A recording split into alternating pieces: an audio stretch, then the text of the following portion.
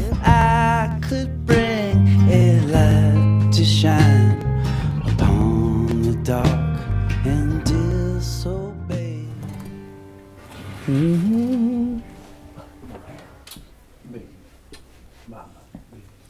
Somebody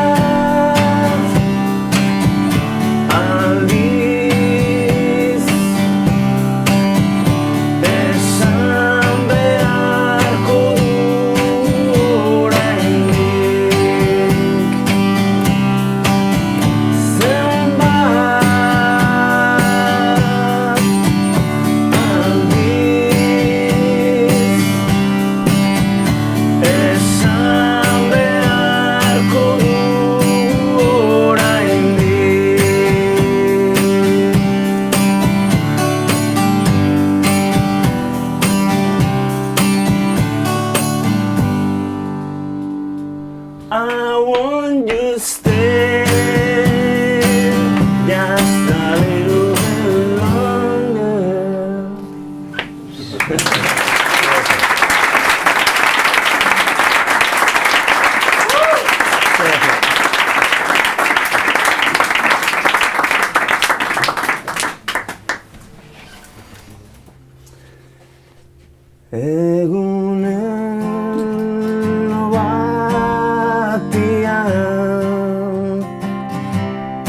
Inoren baimenik gabe erabe elkar maitatzen utziko digute inoren baimenik gabe.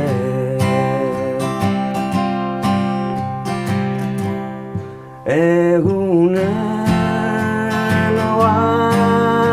batian zaraia hotxen ordez zain egon diren musuek esnatuko gaituzte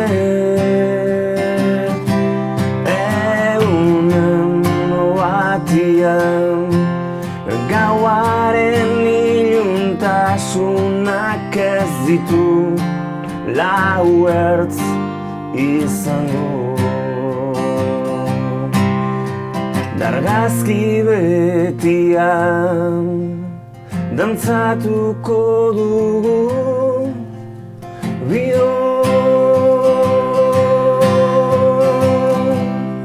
egunen batian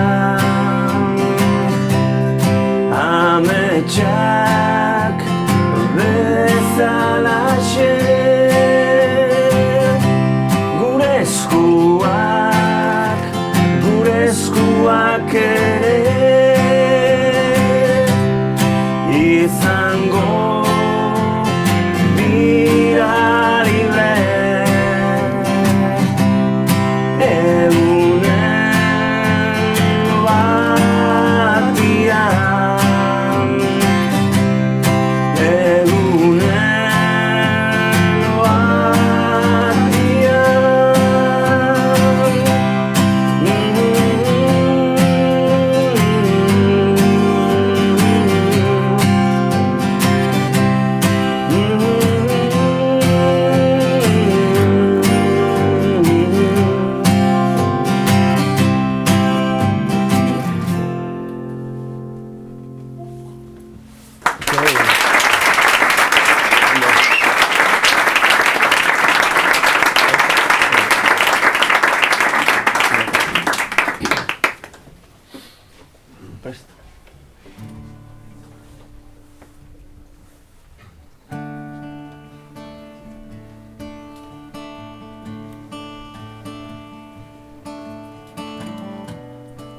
Arzoi dute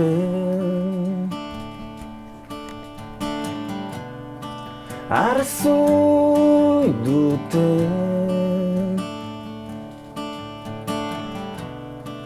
Atzera begira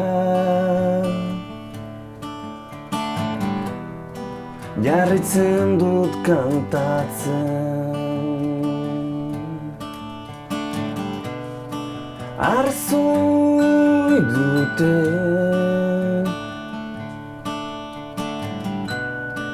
Arzoi dute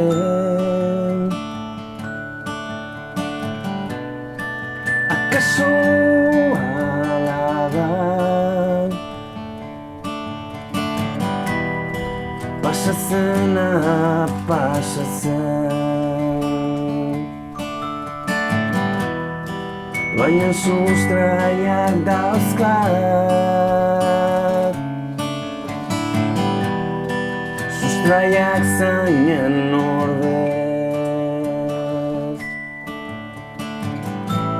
Saminaren kimuak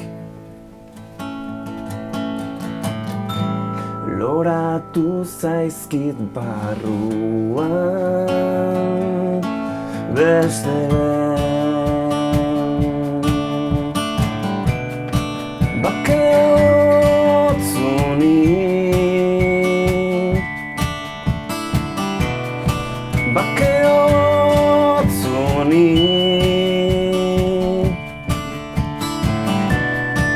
Duinu bat egin Gauko grinei iso egin Baina minura oraindik Arindu ezin nabil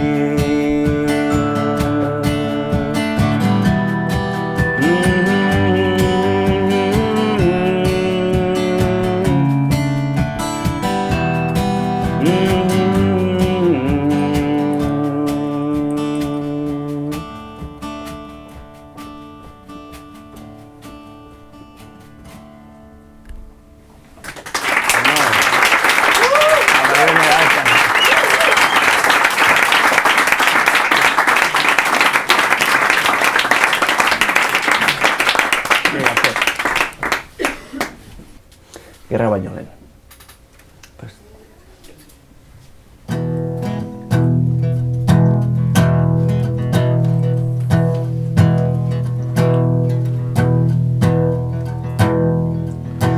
Gerra baino lehen bizitza zen Arratxak luze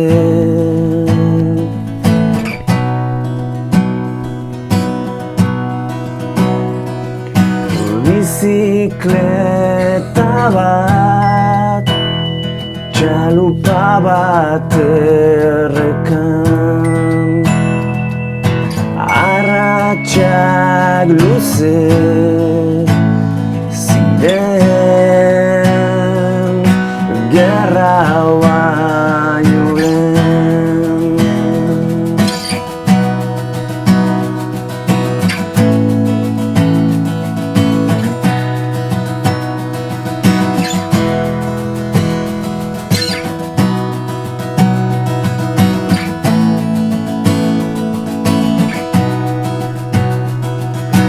Igandetan dantzaldia herriko plazan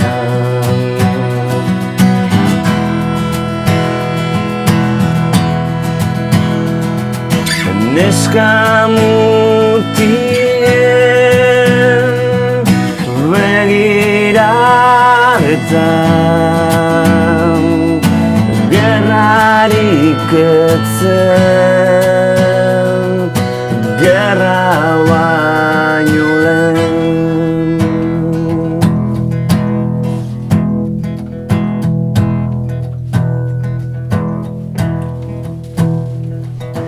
Gerra baino lehen Bizitza zen Arratxak luze ziren Gerra baino lehen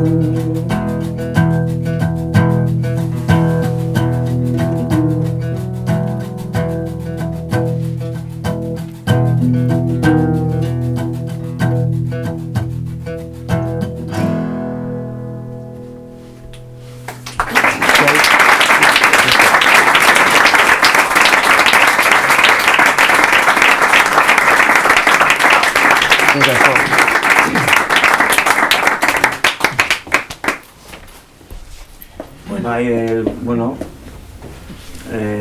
Koldok argitaratu du orain herri hontako argitaletxe batekin, Zuzarekin. Beste liburu guzti bezala, Parisen bizi naiz poesia liburua eta liburua plazaratu zuenean, liburua eskuratu eta zegoen poema bat struktura aldetik, nik kanta bat ikusi nuen lehen biztazoan, errima dauka, dauzka hiru apaldi edo hiru estrofa eta gero estribillo moduko batzuk eta badu ere kutsu vitalista bat, bizia vitalista, ez dakit nola esan euskeraz, ez dakit baikorra, badu kutsu baikor bat eta oso kantu popia ikusi nuen de repente horrez. Baina zalantza bat sortu zitzaigun eta orduan Jonik esan zu horrena argitu behar dut, oso ondo zesan nahi duen edo ez da orduan Jonik idatzi zion, Koldokin. Bai. Nire behintzat dakizuei, nire askotan poesia liburuak irakurtzen detenen batzutan gertatzen zait ez detela ulertzen. Eta normalen ere problema bat bezala hartzen dut, eta zergatik ez deten ulertzen, ez? Askotan ere hizkuntzarekin dago zer ikusia, edo hitzen erabilerekin, batzutan ere esanahiarekin, eta hauek egia esan azkeneko ordu arte ez du erabaki kantu gaur hemen eskaintzea. Primizia, kontuz. Ondo jo beharko da. Baina behin egitekotan, pentsatzen, ni behintzat argi dauka, egitezkotan, nik ere ondo ulertu nahi dut egileak zer esan nahi du, behintzat, ez? Eta poesia gero Imanolei entzuko dut, baina esaten du, larrea bere belarrean, atea bere atalagan, ganbara bere teian, teia betekatu, katea bere zakurrean, lantegia bere labean, tximinia bere kean, kea bete datu. Orduan, bukatzen dauzka hiru estrofa edo, ez? Eta zer, trenean joaten nahi zenetan begiak beti bakez. urrengoan esaten du urrengoan. Trenean joaten nahi zenetan begiak beti lanez. Eta bukaeraldean esaten du, bidea bere burdinean, burdina bere greban, zerua bere hilerrian, hilerria bete santu. Plaza bere tabernan, gaua bere geltokian, geltokia bete espantu, espantua bete babes. Joaten naizen trenetan biziak beti trabes. Bukaera horrekin gehatu nintzen pixkate espantua aipatzen trabes, da, horrela bueltakan egilela, zuzenean kodori email bat biali nio, ez nulako ulertzen, eta ezakit, zalantzakin gehatu barren, Kaixo Goldo, zure azken liburuan poema baten amaierak zera dio, joaten naizen trenetan biziak beti trabes. Oso gaizki. Ez da, iztegian, begiratuta eta, poema osoaren linean doala esango nuke, nire irakusten imeia, poema osoaren linean doala esango nuke, alegia, trabes hori erronka edo aukera bezala hartuta. Ez dezula alegia trabeska egin adierazi nahi. Izan ere, nik Twitterren txio bate irakurri nun, eta ja erabaki nun idatzi behar niola. Irakurri nun Twitterren morauek idatzi zuen behin. Kanta bat trabeska geratzeak dituen arriskuak. Eta, orduan ni trabeska egin, ze nahi. Edo da aukera, erronka bat, eta orduan Koldori esatea. Eta zalantza argitzeko idazten dizut, eskerrik asko. Segi ondo, aioek. Eta orduan, egia esan, ez dut irakurriko e-mail guztia, baina oso ondo gordeko dudan e-mail bada. Disekzionatu zian goitik bera poesia osoa, eta eskertu nion bila bat. Baina nire zalantza argitzeko, esaten dit, horixe da trabesitzaren balioa hor, ez trabarena, baitzketa aukera edo erronkarena. Trabes horrek esaten dit, tamalez hurbilegi dauka traba, egia da, eta ilun xamarra geratuko zaio askori. Espantu hitza ere segurazki gaztelaniazko sasi lengusuak eraginda. Geltokia bete espantu hemen euskarazko adiera jatorrenean, gauza harrigarria, miraria, harridura, hitz edo keinu bidezko adierazpen exageratua, geltokietan gertatzen dena, ez ongi etorri ematen dizun norbait ez. Orduan, nik orain hobeto ulertzen dut, plaza bere tabernan, gaua bere geltokian, geltokia bete espantu, espantua bete babes. Joaten nahizen trenetan, biziak beti trabes. Eta horrela, eroso gonago. Ondo loite ez. Abesti berria joko dugu.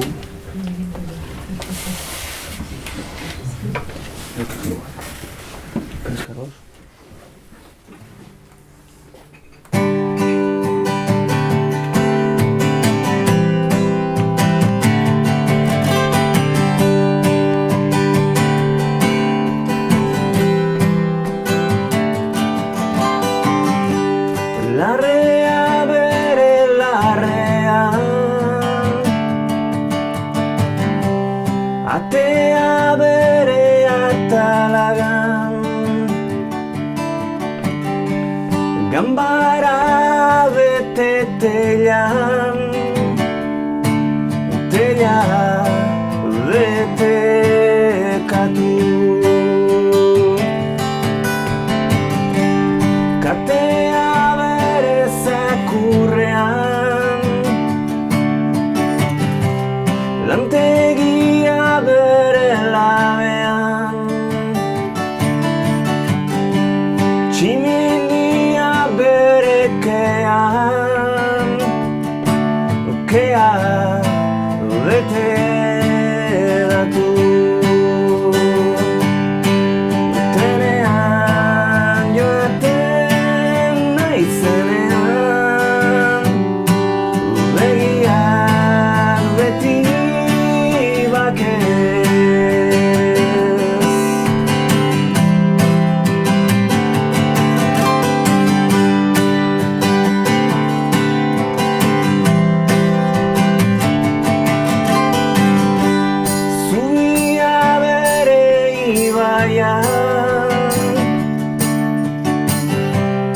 Ibaia bere gurpilean,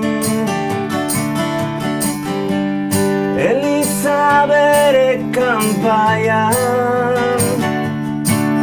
kanpaia bete lantu. Mendia bere tunelean, zuhaitza bere abian, abia bere arrautzan, arrautza bete kantu. Trenean joaten naizenetan, begiak beti lanez.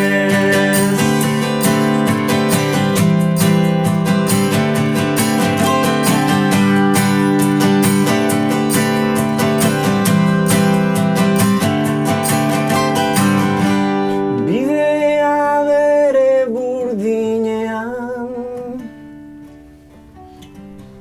burdina bere greban, zerua bere hilerrian, hilerria bete santu. Plaza bere tabernan, gaua bere geltokian, geltokia bete espantu, espantua bete gabez. Joaten naizen trenetan, biziak beti trabez. Joaten naizen trenetan, biziak beti trabez.